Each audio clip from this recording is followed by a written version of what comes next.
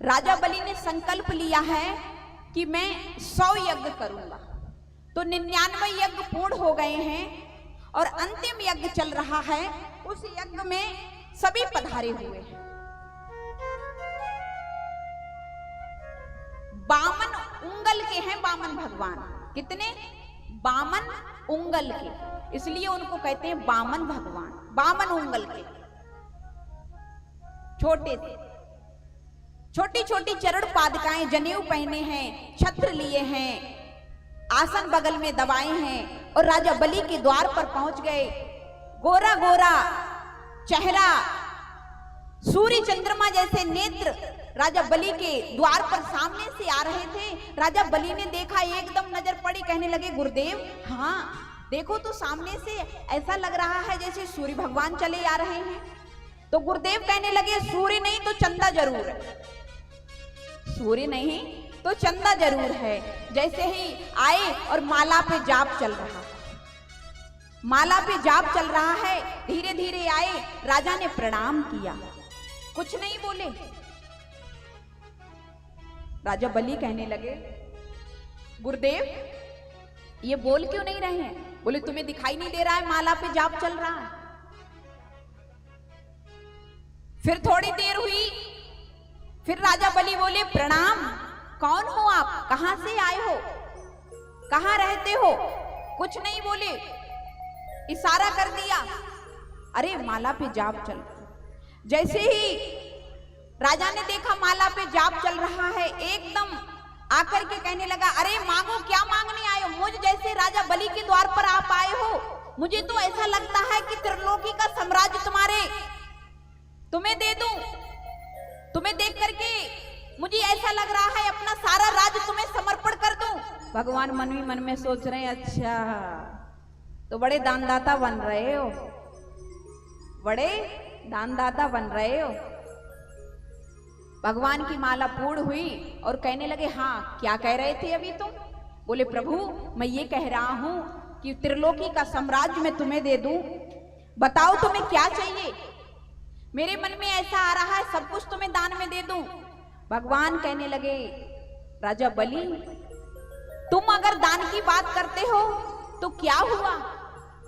अरे तुम्हारे तो परिवार में सभी भक्त भरे हुए हैं। तुम्हारे परबावा थे प्रहलाद, तुम्हारे पिताजी थे विरोचन, सभी लोग भक्त हैं।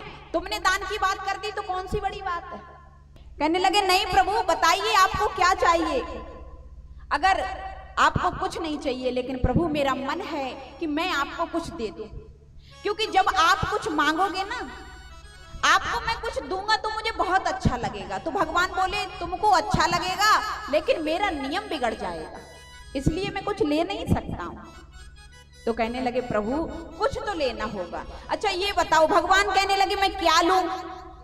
अरे धूप लगती है छाता लगा लेता हूं, प्यास लगती है कमंडल मेरे हाथ में है, भगवान का भजन करता हूं, और मुझे क्या चाहिए? तो बलि कहने लगे, प्रभु तुम अकेले हो ना, इसलिए तुम्हारी लेने की कोई चेष्टा नहीं है। अच्छा अगर तुम कहो तो मैं किसी ब्राह्मण कन्या से तुम्हारा विवाह करा दूं, साल में 10-20 विवाह कराता हूं, अगर तुम कहोगे तो विवाह करा दूंगा। तो बामन भगवान मुस्कुरा के बोले, विवाह करा दोगे? बोले हाँ। बोले अच्छा जब विवाह करा दोगे तो हमारी ब्राह्मणी आएगी, रहेगी कहाँ? बोले अरे प्रभु कैसी बात कर रहे हो, ये कंचन का महल खड़ा है, इसमें दोनों लोग प्रेम से रहना, तो फिर बाल गोपाल भी होंगे? तो बोले होंगे। तो बोले फिर उनकी शिक्षा की व्यवस्था? बोले काहे को चिंता करते हैं, हिरण्यकश्यपु महाविद्यालय खुला हुआ है, आराम से शिक्षा पाने दो। बोले उनके खाने पीने की व्यवस्था? बोले अरे प्रभु कैसी बात कर रहे हो, भंडारे चल रहे हैं, शाम सुबह प्रेम से प्रसाद पाओ, सभी बच्चे और तुम दोनों लोग, कोई कमी नहीं है भंडारे में, खूब प्रसाद पाओ। भगवान बोले अच्छा तो ये बताओ, जब ब्राह्मणी आएगी महल की व्यवस्था कर दोगे, शिक्षा की व्यवस्था कर दोगे, भंडारे की व्यवस्था कर दोगे, जब पत्नी जी आएंगी तो 2-4 बच्चे भी होंगे। बोले हमें क्या पता 2 करोगे कि 4 करोगे। हाँ जी या ना जी। बोले हमें क्या पता। बोले नहीं नहीं बताओ, 2-4 होंगे। बोले हाँ वो तो होंगे। बोले जब 2-4 बच्चे होंगे तो उनमें से एक आध मरेगा भी। हाँ जी या ना जी? बोले हो सकता है मरे भी, अब क्या पता मरेगा या नहीं मरेगा। बोले मरेगा भी। बोले हाँ मर भी सकता है। बोले जब मरेगा तो उसके रोने की व्यवस्था, उसके रोने की व्यवस्था कौन करेगा? रहने की व्यवस्था कर दी, खाने की व्यवस्था कर दी, शिक्षा की व्यवस्था कर दी। जब एक आध मरेगा तो रोने की व्यवस्था करनी पड़ेगी। तो रोने की व्यवस्था क्या करोगे? तो कहने लगा प्रभु जी रोना तो तुमको पड़ेगा भाई, अब रोने वाला कोई किराए पे थोड़ी नहीं आएगा। हाँ जी या ना जी? बोले रोने वाला कोई किराए पे थोड़ी नहीं आएगा, रोना तो तुमको पड़ेगा। तो भगवान कहने लगे तो फिर हम ऐसा काम ही क्यों करेंगे जो हमको रोना पड़े? फिर हमको रोना पड़े हम ऐसा काम ही क्यों करेंगे? बलि कहने लगे लो कर लो बात। 1 घंटे से जैसे तैसे मना पाए, सो भी नहीं। तो बलि कहने लगे प्रभु देखो हमारा बहुत मन है और अगर आप नहीं लोगे तो हमें बिल्कुल अच्छा नहीं। तो वामन भगवान अब समझ गए कि बलि देने के लिए दृढ़ हो गए। एकदम आकर के प्रभु ने कहा अच्छा तो तुम देना चाहते हो? बोले हाँ। तो बोले देना चाहते हो तो संकल्प करो। जैसे ही संकल्प की बात शुक्राचार्य गुरुजी ने सुनी, एकदम तड़क के उठ बैठे। अच्छा चेला लुट रहा हो कहीं तो गुरु को बहुत चिंता लगती है कि चेला हमारा कहीं लुट नहीं जाए। तो एकदम तड़क के गुरुजी उठे, बोले ए राजन, हाँ। बोले संकल्प मत कर देना। बोले क्यों? बोले ना ये वामन है और ना ये 53 है, ये छलिया है, छलिया। ये भगवान नारायण तुम्हें छलने के लिए आया है।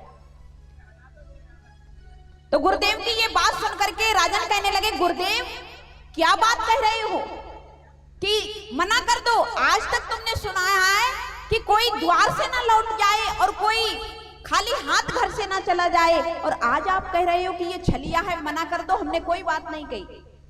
कहने लगे हाँ राजन मैं सच कहता हूं। तो गुरु शुक्राचार्य कहने लगे कि अगर तुमने झूठ बोल दिया तो तुम्हें कोई पाप नहीं लगेगा, क्योंकि तुम्हारा धन हरण हो रहा है।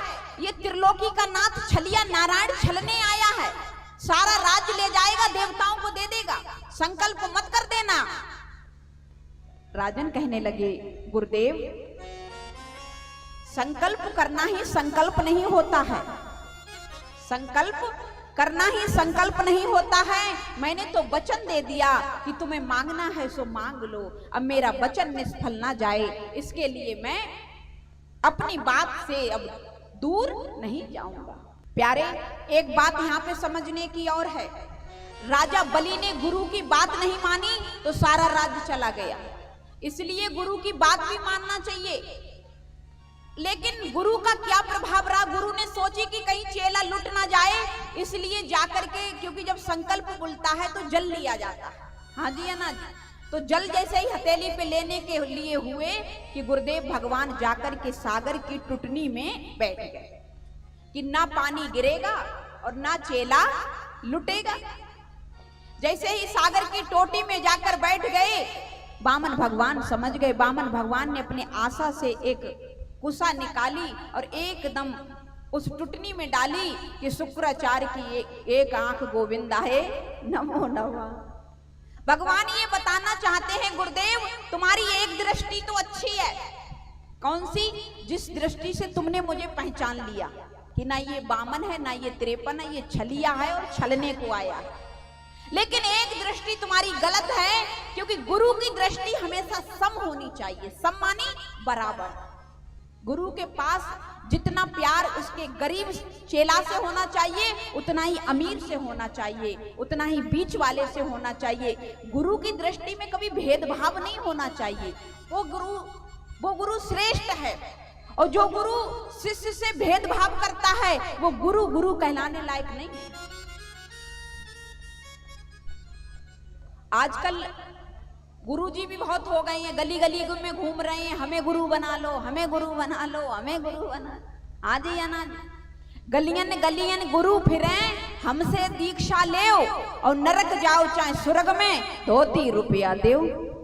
और मतलब नहीं है, चाहे नरक में जाओ चाहे स्वर्ग में जाओ, भैया धोती रुपया दो। और ऐसे गुरु जब कभी इनका अंत समय आए और मर जाएं तो चेला बड़े प्रसन्न होते हैं। बोलो भलो भयो गुरु चल बसो और चेलन पड़ गई चैन। भलो भयो गुरु चल बसो चेलन पड़ गई चैन और छठे महीना आव तो धोती रुपया ले।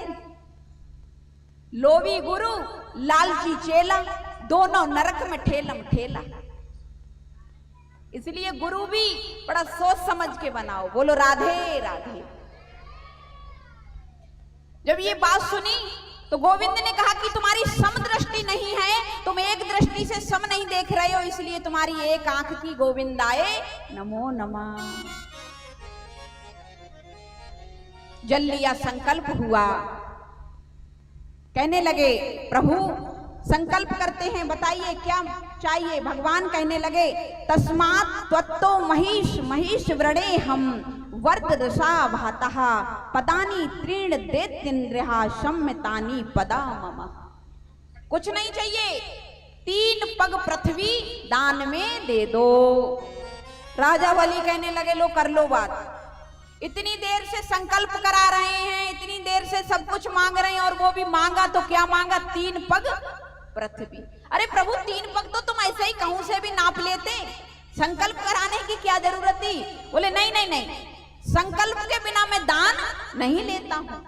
इसलिए याद रखो जब कभी भी जाओ कथा में संकल्प कराओ। संकल्प करा दिया तो तुम्हारी बैंक में बैलेंस सुरक्षित रहेगा और तुम्हारे इस लोक को छोड़ जाने के बाद तुरंत मिल जाएगा। अब बलि बोले अरे भगवान कहीं से नाप लो, मैं नहीं मना करूंगा। बोले नहीं नहीं, बिना संकल्प के ले नहीं सकता। बोले भगवान से कहने लगे राजा बलि प्रभु तुम्हें मांगना भी नहीं आता। अरे जैसी बुद्धि यथा बुद्धि तथा काम। अरे बामन उंगल के भगवान राजा बलि ने संकल्प किया और जैसे ही संकल्प किया बोले लो प्रभु नाप लो कहीं से। बोले ऐसे थोड़ी नापेंगे। बोले एकदम हमारे लिए कम से कम प्रणाम तो करो। जैसे ही बलि ने अपना मस्तक प्रभु के चरणों में रखा तुरंत मेरे भगवान बामन विराट रूप में आ गए। बोलिए विराट भगवान की जय हो। अब जैसे ही बलि ने अपना मस्तक देखा तो प्रभु का मुख दिखाई नहीं दे रहा है और प्रभु ने एक चरण उठा करके ब्रह्मलोक में रख दिया, पूरे ब्रह्मलोक को नाप लिया। एक चरण पृथ्वी लोक को नाप लिया। 2 चरणों में त्रिलोकी का साम्राज्य नाप लिया। 2 चरण में त्रिलोकी का साम्राज्य नाप लिया। जब प्रभु का चरण ब्रह्मलोक में गया तो ब्रह्मा जी ने अंगुष्ठे को धो के कमंडल में रख लिया। वही आज गंगा जी बनकर के आई जिसे भागीरथी लेकर के आए।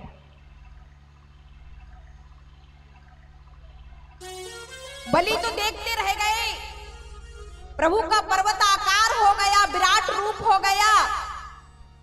भगवान कहने लगे बलि 2 चरण में तो मैंने त्रिलोकी का साम्राज्य नाप लिया, अब तीसरा चरण कहां रखूं? तीसरा चरण कहां रखूं? तो बलि कहने लगे प्रभु ये बताइए दान बड़ा है या दान देने वाला मालिक बड़ा है? तो कहने लगे मालिक बड़ा है। अगर मालिक बड़ा नहीं होता तो दान कैसे देता? तो कहने लगे प्रभु तीसरा चरण मेरे मस्तक पे रख दो। जैसे ही प्रभु ने मस्तक पर तीसरा चरण रखा एकदम पत्नी आई और आकर के हाथ जोड़ करके भगवान से कहने लगी तुमने बहुत अच्छा किया। क्या अच्छा किया? अरे तुमने त्रिलोकी का राज दिया तो अच्छा किया, लेकिन त्रिलोकी के राज के बंधन से मुक्त कर दिया, ये बहुत अच्छा किया। एकदम भगवान कहने लगे हम तो सोचे पत्नी आएगी तो 2-4 समय का भोजन नहीं देगी, यहाँ तो सब भक्ति ही भरे पड़े हैं।